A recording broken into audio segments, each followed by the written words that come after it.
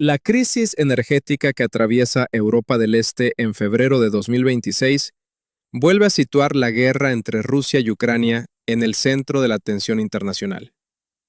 Según los datos conocidos en los últimos días, el Kremlin ha retomado de manera sistemática su estrategia hivernale, consistant a utiliser l'hiver com a instrument militar, relançant una campanya d'atac massive contra les infraestructures energètiques de l'Ukraine a partir de la fin janvier et durant la première moitié de février. L'objectivo declaré par Moscú, según fuentes ucranianas, habría sido claro: paralizar la red energética del país vecino, detener su industria y sumir a grandes ciudades, incluida Kiev, en la oscuridad durante las semanas más frías del invierno. La ofensiva rusa alcanzó un nuevo nivel durante la noche del 7 de febrero, cuando más de 40 misiles y cerca de 400 drones impactaron líneas de alta tensión y estaciones de transformación en distintos puntos del territorio ucraniano. Mientras el presidente Volodymyr Zelensky y el ministro de Energía German Shmyhal alertaban sobre la situación de la red, mandos militares rusos analizaban mapas que, según declaraciones ucranianas, mostraban la detención de centrales térmicas en el oeste del país. Los ataques se prolongaron en las noches del 12 y 13 de febrero, afectando regiones como Dnipro y Odessa, mediante el uso de misiles balísticos Iskander y sistemas S-300, lo que reforzó la preocupación de que la campaña estuviera diseñada para dejar a la población sin defensa frente a las temperaturas extremas. Sin embargo, mientras Rusia intensificaba estas operaciones, el propio territorio ruso comenzó a experimentar consecuencias imprevistas, según las autoridades locales. En particular, la región de Belgorod pasó al primer plano informativo tras sufrir una serie de impactos que revelaron una vulnerabilidad energética significativa. El 15 de febrero de 2026 marcó un punto crítico, después de que Ucrania respondiera a lo que denomina terrorismo energético, con ataques de precisión dirigidos a instalaciones consideradas estratégicas para el suministro ruso. Entre el 13 y el 15 de febrero, las Fuerzas Armadas de Ucrania ejecutaron una contraofensiva descrita como quirúrgica contra infraestructuras clave en Belgorod. Según fuentes ucranianas, se emplearon cohetes de sistemas HIMARS y drones de largo alcance para dañar la central térmica Luch, considerada el núcleo del sistema energético de la ciudad. Las imágenes difundidas en medios y redes mostraron impactos directos sobre salas de turbinas y estaciones de transformación, lo que provocó un apagón inmediato en el centro de la localidad y dejó sin iluminación a hogares, hospitales y fábricas. Este apagón inicial derivó rápidamente en una emergencia mayor. El paro súbito de la central térmica detuvo también las bombas que proveen agua caliente y calefacción a la ciudad, un hecho especialmente crítico dada la persistencia de temperaturas negativas en plena mitad de febrero. Las autoridades regionales informaron de un colapso en cadena en los sistemas de distribución que dejó sin suministro eléctrico a más de 220,000 abonados y expuso a cientos de miles de ciudadanos a condiciones de frío extremo. Según cálculos oficiales, el número de habitantes afectados directa o indirectamente podría superar las 600,000 personas, lo que refleja la magnitud del impacto sobre la región. Mientras Moscú intenta contener las repercusiones políticas de esta situación, la administración regional se ha visto obligada a reconocer públicamente la gravedad de la crisis. En los próximos días, se prevé que la atención nacional e internacional continúe centrada en la evolución del sistema energético ruso y en las consecuencias sociales, económicas y humanitarias derivadas de este episodio. La secuencia de acontecimientos registrada entre el 13 y el 15 de febrero en Belgorod permitió reconstruir el núcleo del episodio que ha desencadenado una de las crisis energéticas más graves en territorio ruso desde el inicio de la guerra. Los ataques ucranianos, dirigidos de manera específica contra la central térmica Luch y otras instalaciones críticas de distribución, no provocaron una simple interrupción temporal del suministro, sino una destrucción estructural que las autoridades locales han calificado posteriormente como irreparable.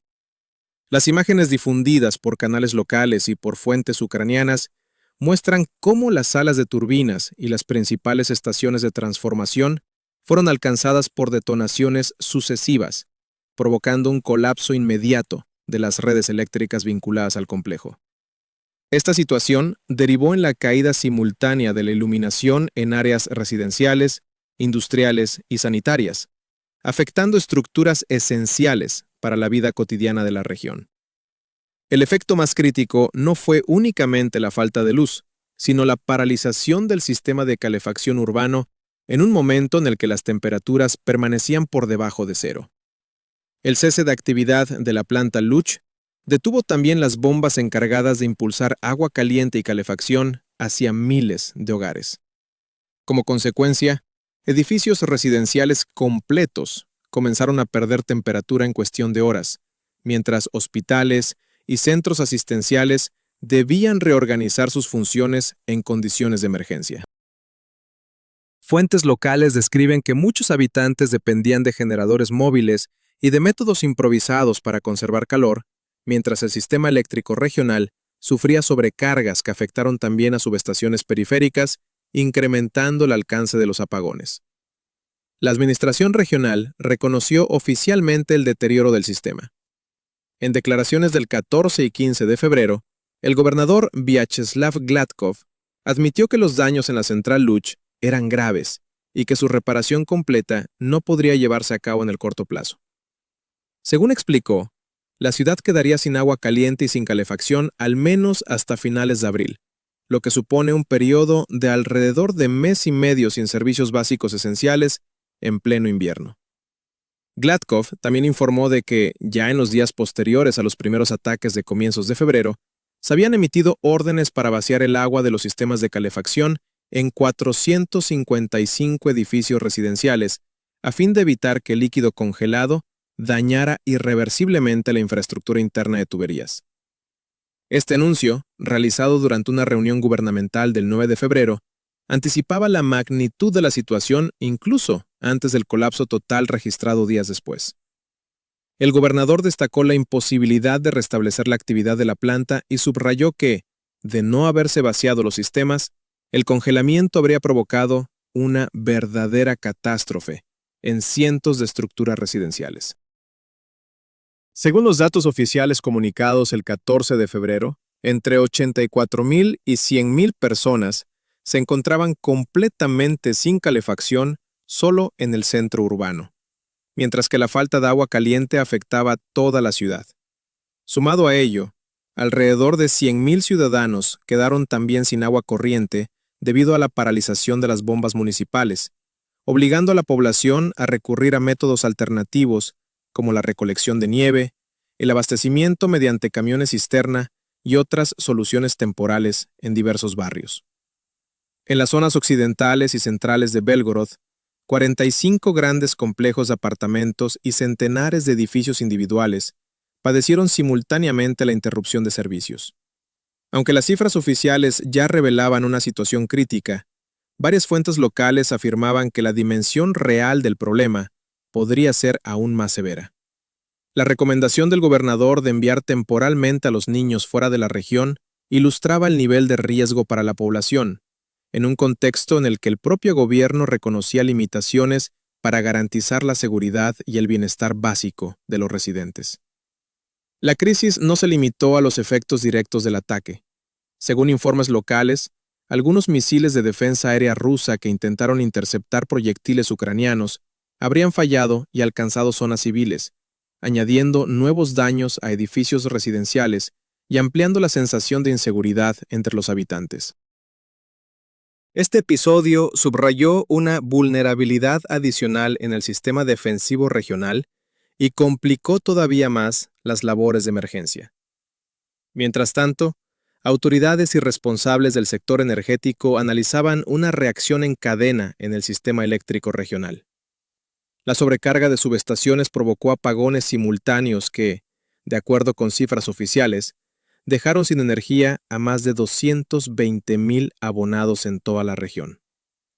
Estos cortes, sumados a la falta de calefacción y agua caliente, consolidaron un escenario descrito por responsables locales como sin precedentes para una ciudad moderna situada en la frontera occidental de Rusia.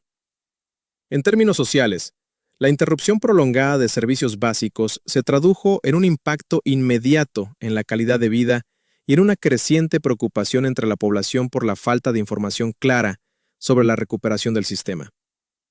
A medida que avanzaban los días y se constataba la dificultad de reparar la central térmica, las autoridades regionales insistieron en que los recursos técnicos disponibles eran insuficientes y que la obtención de piezas de repuesto se veía afectada por las sanciones internacionales y por la movilización de especialistas en otros sectores vinculados al esfuerzo bélico. La situación provocó un aumento del malestar social y cuestionamientos sobre la capacidad estatal para responder a emergencias de gran escala en su propio territorio. Las repercusiones de la crisis energética en Belgorod han desbordado el ámbito local y adquieren un carácter estructural que afecta al sistema económico, social y administrativo de varias regiones rusas. Entre los elementos que explican la prolongación del colapso se encuentra la imposibilidad técnica de reparar la central térmica Luch en un plazo breve. Según fuentes rusas, la mayor parte de los componentes de control, sistemas de turbinas y paneles electrónicos dañados eran de origen occidental, fabricados por empresas como Siemens o General Electric. Tras la retirada de estas compañías del mercado ruso y la imposición de sanciones, el acceso a piezas de repuesto quedó gravemente restringido. A esta limitación se suma la escasez de técnicos especializados, muchos de los cuales se encuentran actualmente movilizados o destinados a actividades ligadas a la producción militar. La combinación de estos factores contribuyó a que la administración reconociera que la reactivación plena de la infraestructura energética podría tardar meses. El impacto económico se hizo visible de inmediato. Belgorod, considerado un centro agrícola e industrial significativo, comenzó a registrar cierres temporales en fábricas, talleres y plantas de procesamiento alimentario que dependen de un suministro eléctrico estable. El paro forzado de instalaciones industriales incrementó la cifra de trabajadores sin actividad, un fenómeno que se suma al desempleo encubierto que el propio Ministerio de Trabajo ruso había reconocido en octubre de 2025, cuando informó de más de 250,000 personas clasificadas como inactivas.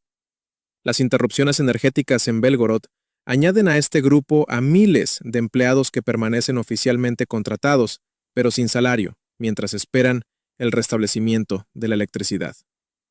La crisis ha tenido efectos directos en la cadena alimentaria regional. Los cortes de energía afectaron a explotaciones agrícolas, invernaderos y criaderos avícolas, provocando descensos en la producción y un incremento en los precios de bienes básicos. Datos del Centro de Comunicación Estratégica de Ucrania indican que el consumo de leche en Rusia descendió un 8% y el de arroz en torno al 10%. Una tendencia que podría agravarse como consecuencia de esta nueva disrupción energética. La población afectada, ya sometida a un aumento sostenido de los precios, enfrenta dificultades adicionales derivadas de la caída en la producción y del cierre temporal de establecimientos.